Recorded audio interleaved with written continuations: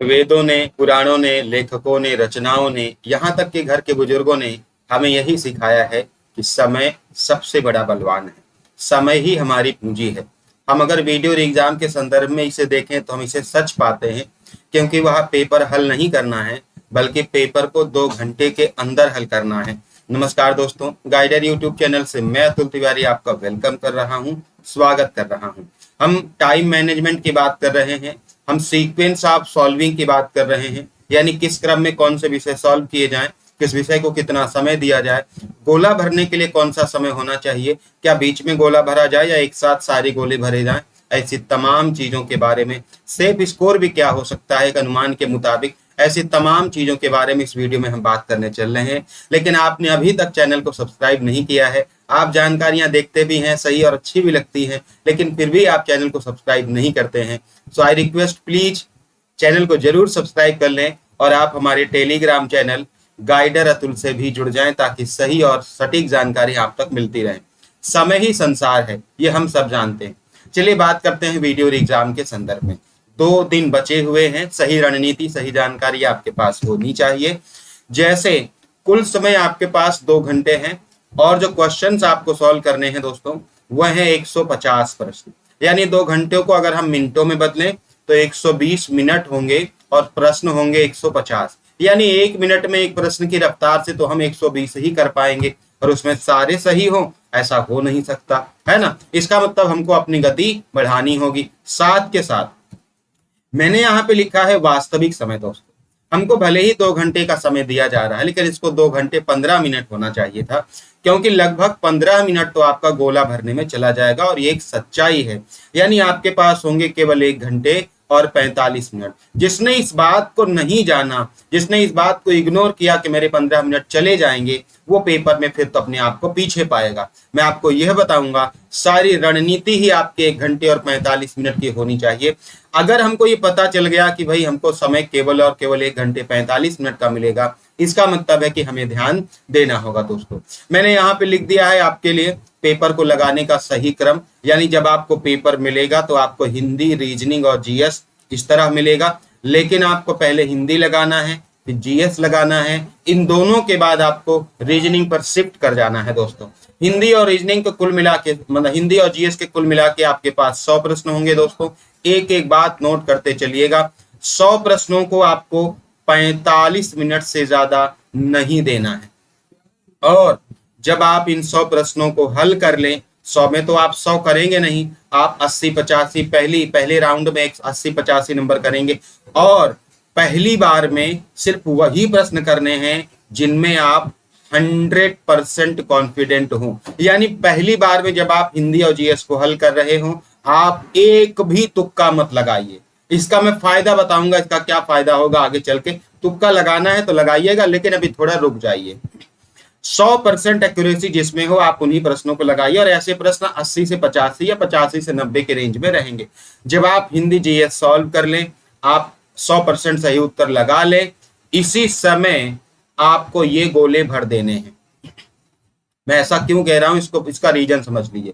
क्योंकि जब आप रीजनिंग में जाएंगे तो आपका दिमाग थोड़ा घबरा जाएगा, आपकी धड़कनें बढ़ जाएंगी। ऐसा हो सकता है कि रीजनिंग के बाद पूरे 150 गोले भरने के चक्कर में कुछ गोले ए की जगह बी, पी की जगह सी भरे जाएंगे। ऐसा मानव प्रकृति है, मानव व्यवहार है, ये गलत हो सकता है। इसलिए मैं ऐसा कह रहा हूं कि जब आपका दिमाग फ्रेश है, आप हिंदी जीएस को लगा के पूरे कॉन्फिडेंस से जितने भी सवाल आपको आएंगे 100% कॉन्फिडेंस से आप गोले भर लीजिएगा। भले ही आपको लगे कि आपका 5 मिनट जा रहा है, जाने दीजिए, क्योंकि उसको तो जाना ही है।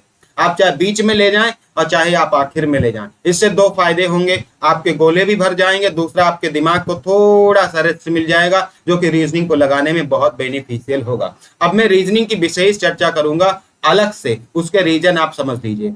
अब आपने हिंदी को और जीएस को हल कर लिया है, कुछ सवाल अभी छूटे होंगे, उनको एक बार और देखना है। रीजनिंग में दोस्तों ऐसा होगा कि लगभग 35 प्रश्न बिल्कुल आसान होंगे, और रीजनिंग पिछले साल से आसान आएंगी। उसके बाद आपके 10 प्रश्न मॉडरेट होंगे, मध्यम स्तर के होंगे, और 5 सवाल बहुत कठिन होंगे। जो सवाल आपको पहली बार में बहुत ज्यादा कठिन लगे, उनको आपको स्किप कर देना है, पहली राउंड में बिल्कुल स्किप कर देना है। यानी पहली बार जब आप लगा रहे हो रीजनिंग, तब आप कम से कम 40 प्रश्न लगा लेना एक बार में। यानी 10 प्रश्न आपको देखना है, सोचना है, छोड़ना है, कठिन लगेगा तो, और उसके बाद पुनः जस्ट लौटना है और अपना दिमाग इसमें फिर से लगाना है। आप ये मान के चलिए आपको 50 में 50 नहीं करने हैं। अगर रीजनिंग में किसी तरह आपने दिमाग लगा के 45 पहुंचा लिया है तो अब आप रीजनिंग में तुक्का मत मारिएगा। रीजनिंग में तुक्का मारना ही नहीं है, बाकी विषयों में आप मार सकते हैं लेकिन रीजनिंग में तुक्का नहीं मारना। और जस्ट आफ्टर इसके आप गोला भरना स्टार्ट कर दीजिए क्योंकि समय कम रहेगा, घबराहट होने लगेगी। और सुनिए, इसके बाद जब समय थोड़ा बचेगा, हिंदी जीएस के कुछ प्रश्न बचे रहेंगे, उन पर लौटिएगा। जहां आपको 80 to 90% बिलीव हो, कॉन्फिडेंट हो, उन सवालों में तुक्का लगा दीजिएगा। 1 2 3 सवाल ऐसे होने चाहिए, बस ज्यादा लगाएंगे दिक्कत हो जाएगी। क्योंकि -1/2 1/2 की नेगेटिव मार्किंग बहुत बड़ी नेगेटिव मार्किंग होती है, जिसको आप मतलब आप उसको इमेजिन भी नहीं कर सकते। मैंने आपको पेपर लगाने का सही क्रम बता दिया, गोला बीच में ही भरना है और जैसे जैसे समय मिलता जाए 20-20 सवाल ऐसे भी कर सकते हैं, गोला भरते चलिएगा। इकट्ठे गोला भरने के चक्कर में मत पड़िएगा। अब ये मैंने सब कुछ बता दिया है, रीजनिंग में ज्यादा परेशान मत होइएगा। कुछ सवाल बहुत आसान होंगे, बस कूल रहिएगा, कूल एज कुकम्बर, खीरे की तरह शांत रहिएगा। आप लोग 40 पहले में लगाने हैं, उसके बाद फिर से प्रयास करने हैं। 4-5 सवाल हो जाएंगे आपसे, चिंता मत करिए।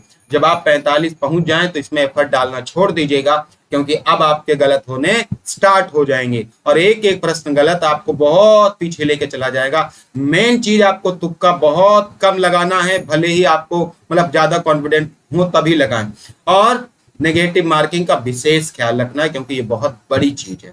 अब मैं आपको बता दूं सेफ स्कोर। देखो दोस्तों, पहली बात तो सेफ स्कोर जैसी कोई चीज होती नहीं। I don't believe in safe score, है ना।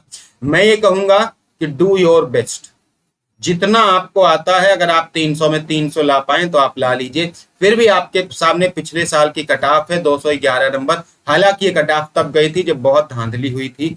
इसके लिए मैं इतना ही बोलूंगा, दिस इज योर, है ना, लाइन, ये आपकी सीमा रेखा है, इसके ऊपर आपको जरूर लेके आना है। और बिल्कुल शांत रहिए। इन 2 दिनों में आपका पढ़ना लिखने का मन नहीं कर रहा होगा, मैं समझता हूँ, आपकी चिंताएं भी समझता हूँ।